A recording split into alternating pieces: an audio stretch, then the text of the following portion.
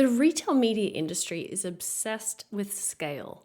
Amazon, Walmart, Kroger, these are the names that dominate every conference keynote and media plan. But here's a question that doesn't get asked enough.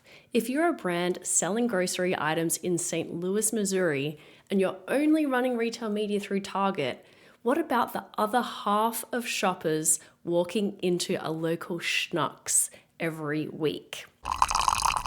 Dave Glaza runs DIGITS, an agency with an unusual dual role. They help major CPGs execute retail media campaigns, but they also operate retail media networks on behalf of regional grocers.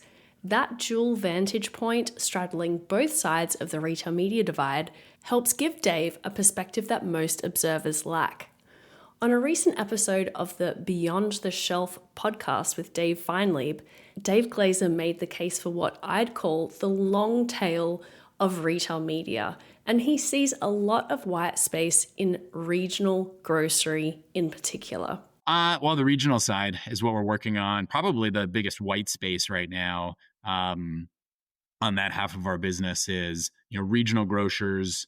And by that, I mean grocers that have maybe 50 to 200 stores that are really awesome in their market. We have grocery partners that compete one-to-one with Walmart in their market, but they're only maybe in a couple of states or a few DMAs. But within that market, if you shop groceries, you're just as likely to go to them as you are to go to Walmart.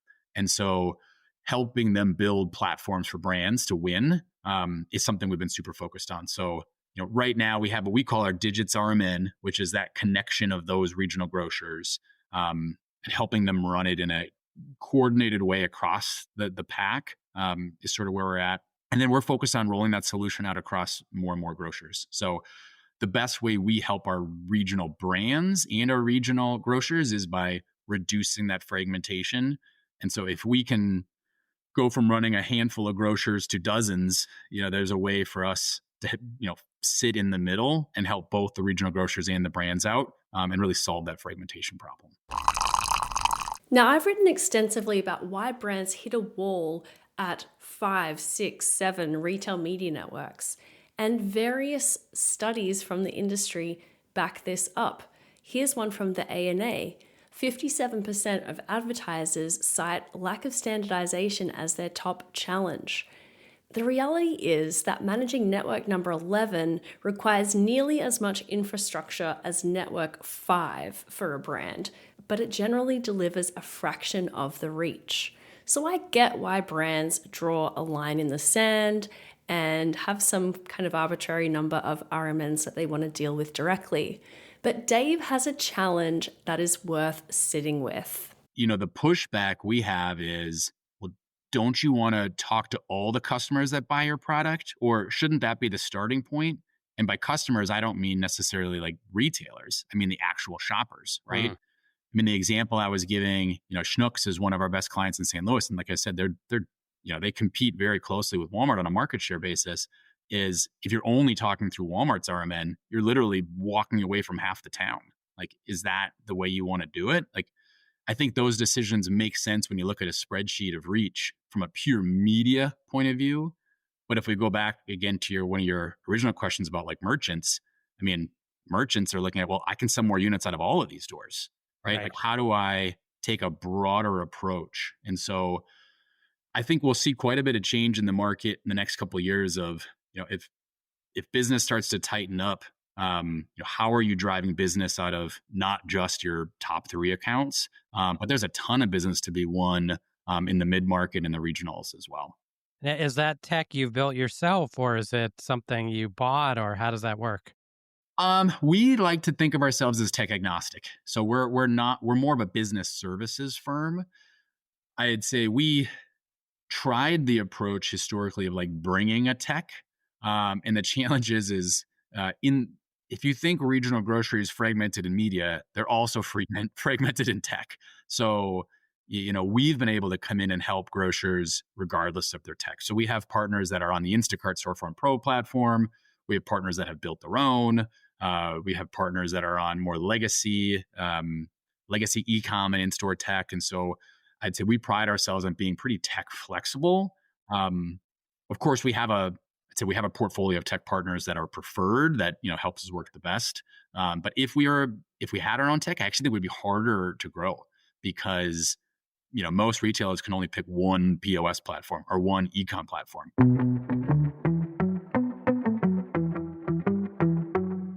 Retailers know that a marketplace model can dramatically boost product assortment, shopper engagement, and total revenue. But to get the most out of your marketplace, you need an ad tech solution that can really engage sellers. Miracle Ads is powering the future of retail media for leading retailers to activate both 3P sellers and 1P brands. Learn more at miracle.com. That's MIRAKL.com. The other area I wanted to ask you about is measurement, always a kind of a hot potato topic, but what do you see working there, and what is kind of the best practices these days? Yeah, I mean, the brands will ask you for standard KPI measurement, across all of your assets, across all retailers. Brands would love to be able to have everything on one spreadsheet and be able to optimize to it. So I think what people expect as standard as best method is obviously ROAS. That's a pretty standard. You get different attribution windows, but that's the bread and butter. ROAS, I think at this point is expected, but a lot more of our RMNs and our brand partners are leaning into other metrics around new to brand. That's one as well. And then I would say new to category and what percentage they're winning within those. And so some of our brand partners are starting to lean away from ROAS and more towards some more of these ancillary metrics. It's been harder, I'd say, for some regionals to kind of keep up in that space because the metric requests change. And the brands can be a little demanding in what they're looking for, but Right. It's their money. They have the right to sort of ask for things if they want within the space. I think that Dave's last comment there is really at the crux of it, that 200 plus retail media networks is unsustainable. That hasn't changed. Brands want simplicity and brands want to spend their money where they're going to get the best return, whatever that return is, however that is calculated. But his challenge still holds. Brands already have the infrastructure to reach regional shoppers through their sales teams and broker networks.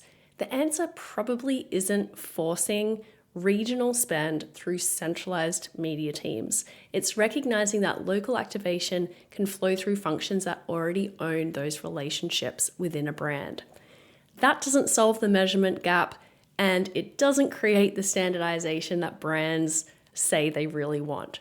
But it might be more realistic than expecting brands to staff up teams capable of managing 40 networks.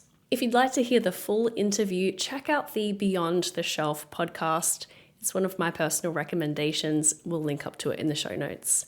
Thanks for listening, and I'll catch you tomorrow.